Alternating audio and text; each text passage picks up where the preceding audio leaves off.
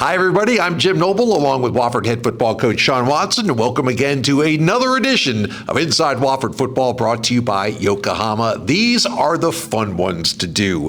First win at Samford in a decade. Nobody in the building had ever beaten Samford. For whatever reason, we had brought championship teams there. We had brought good teams there, and it just didn't happen. And, Coach, I know it's a cliche to say this sometimes, but all three phases of the game came to play. It was the ultimate team win, and I'm sure you feel the same way. It was. I feel really good about the way, we won the football game because, we have to win a certain way.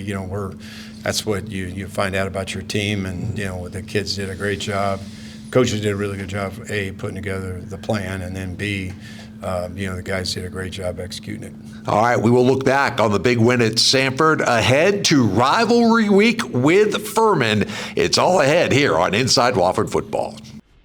It doesn't matter if you're 8 years old or 80 years old, your body is your strongest tool. Spartanburg Regional Sports Medicine Institute is here to push you to the next level. With 2 convenient locations, our doctors can diagnose, treat, and heal at our North Grove Medical Park and Star Center offices to get you back in the gym, in the game, and to the next level. We never quit because you never quit. For more information, call 560-BONE. All right, welcome back. As Wofford hit the field Saturday in Birmingham, Alabama, a new old face on the field for the Terriers. How much difference does it make to have a Mariota back at quarterback? It was a big lift for the team. I think his performance at practice is what uplifts everybody. I mean, he did a great job this week in practice, and his ability to lead. He's just a natural leader, and he does such a great job with his teammates. And then, I love what he has with, for example, Bryce, because Bryce was big in the game and had a role in the game and will continue as we move forward. And those two guys have great chemistry, and they're really the same type of leaders. I got 2 great leaders in both those guys. It was funny. It didn't seem like Amari was really rusty out there, but early on, the offense scuffled a little bit. It was a game played between the 20s. It was a scoreless first quarter.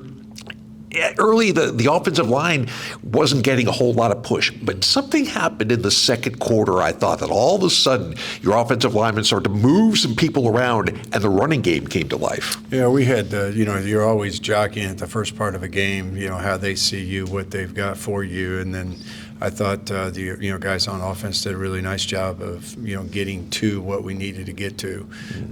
Corey and Pete did an excellent job of getting us in that spot, and the line started moving people, and we had some nice runs by Ryan and Kyle both.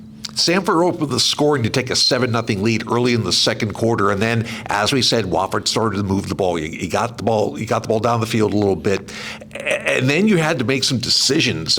You got it inside the 5-yard line. You brought Bryce Corrison in. They stopped you on third down in a play that I thought Bryce might have scored. And then on fourth down, was there ever any hesitation for going forward on 4th and goal from inside the 1? No, because we play a game of analytics, and I've learned to embrace those numbers. And it was really it was a go for it all the way, and there was no hesitation at all. The gamble paid off, and Wofford tied things up. Over the goal line. It is 4th and goal. Corrison under center. There's the snap, there's the push, Ingram shoves him, and Bryce is in for the Terrier touchdown. That tied it up at 7. Samford did tack on a late field goal to take a 10-7 lead at halftime. We come back. The adjustments for the third quarter and the comeback for Wofford next. Did you know Ingalls only sells USDA Choice and Prime cuts of meat? Maybe it's time to reward yourself. Our butchers cut all our meat fresh in the store every day.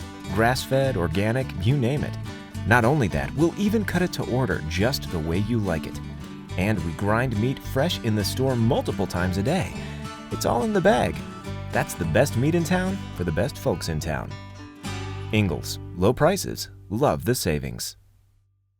And welcome back to Inside Wofford Football. Samford 10, Wofford 7 at the half. We've talked about the third quarter a few times this year and about halftime adjustments. The point differential in the third hadn't been great.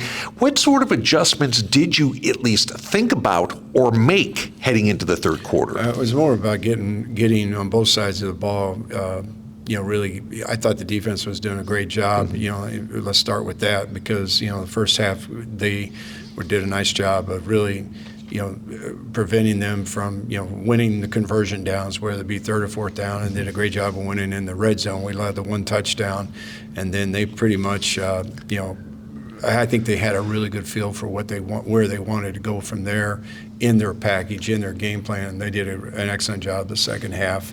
We had the first drive, and then after that, they really shut them down. Yeah, in fact, Samford had a chance to really go up by a 2-score margin and got down deep. Talking about the defense stepping up, it was a fifth-year senior who squelched that first Samford drive. How many times have we said it this season? Wofford's defense, bend but don't break. They need to do neither right now on third down. Crittenden back to pass. Now he's going to get sacked, and it was Boyles coming in from the outside linebacker position, and it'll bring up fourth down back at the 12-yard line. While he was being held. Yeah, the flag, you're right, the flag, he didn't matter, just kept playing right through the hold, and Crittenden went down. All right, John Boyles, I think he was your defensive player of the game. The linebacker core especially. I mean, I think Isaiah Mananga had his best game of the year. The inside guys were great, but that Boyles play was special and big at the time. It was, and John was a captain for us in this game, and it meant a lot to him. He wanted to be a part of getting us on the winning ledger, and he did a great job of leading, and he did it by his example. He had one of his better games since he's been here.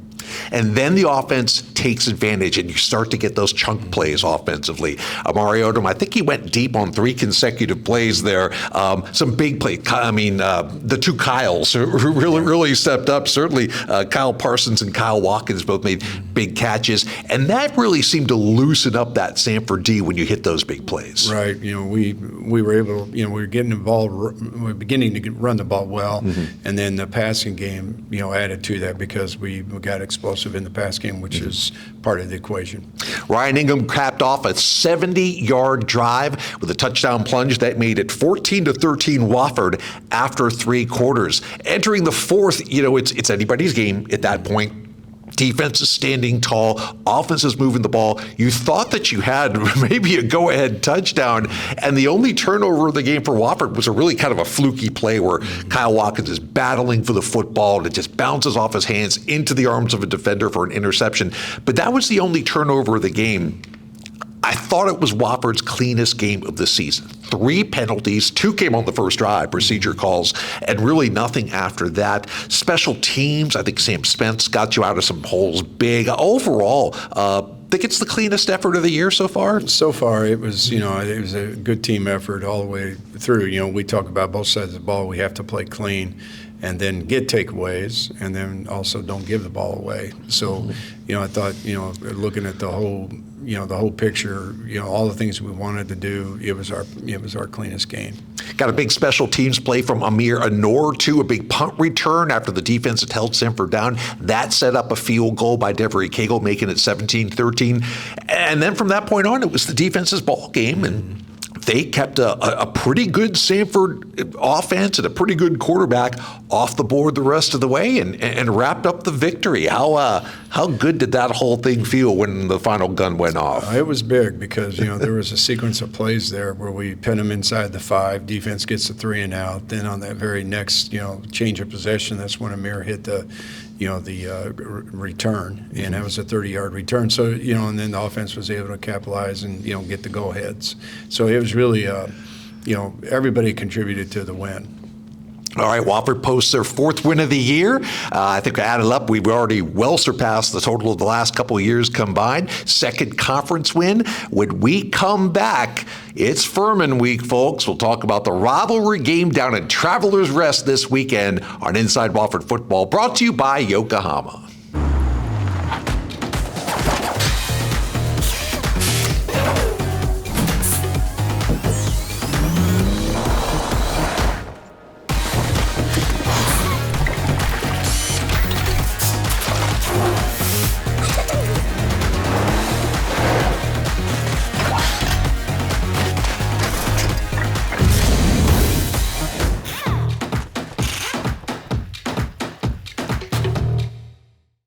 And welcome back. Anytime Wofford and Furman play for the first round of the state championship, with Citadel coming here after that, it's always a big game. Obviously, Furman's struggling a little bit right now. They're young, they're banged up. Nobody has any sympathy for them because we've all been through that as well. But rivalry games are special. How has this one made its impression on you? I guess this will be the third go-round for you against the Paladins. Mm-hmm. Well, it's obviously, what makes a rivalry game is tradition and history. So there's a long history behind the rivalry, which is, I think in both schools is felt by both programs. And it's an important game because of the proximity, because of the likeness of schools. There's just in the success both programs have had. So it's a big game, and it's one that I know that our kids will be ready for as well as them. Yeah, I'm sure that last year's game here in Spartanburg, when they were heading into the playoffs, and really our upset win over Furman might have cost them a high seed, might have cost them a home playoff game in the second round. Who knows about that? But they'll be coming after us. How do you match that energy in a rivalry game when you're playing at their place? Well, you got to take care of all the little things that that are winning football. So, our kids will feel the rivalry, and it's a special game for them, special game, in our program. So they'll know that part, and we'll settle them down and focus them on what it takes to win a football game. Because in the end, that's what it's going to be, what it takes. Because they're a well-coached team and they have good players. You've been around a lot of these. Texas, Oklahoma, Louisville, Kentucky. I don't know if Southern Illinois and Northern Illinois count, but they're going to put them in there too. Colorado, Nebraska might be the biggest one just because of the amount of years you spent with Coach McCartney in that rivalry out there. I mean, is that the biggest one over your coaching career that you can kind of look back on? Probably because of the history, because I was at both places. I was experienced on both sides. I experienced it on the Colorado side. Bill McCartney made it a big game, and then experienced it on the Nebraska side because I knew what he had done, what we had done as a staff, and that so that was probably the biggest one, kind of the one I understood the best because I was on both sides of it. But I don't care what it is. Louisville, Kentucky, big game. The Texas, Oklahoma, big game. I was in the Georgia, Florida, big game. And they're all big games because of tradition, because of history, and it's because both programs are good. Absolutely. And there's a lot of pride in the programs. Well, I think you and your coaches did probably their best job of preparation this past week against Samford. Really, really proud of you and the guys. And let's keep it rolling, man. Go out there and do something to those purple guys. We're looking forward to it. We'll see you Saturday. All right. Thank you. All right. Thanks to Coach Watson, of course. Thanks to our entire video crew for putting this on the air. And thanks to you for watching another edition of Inside Wofford Football. For Sean Watson, I'm Jim Noble. We'll see you again next week.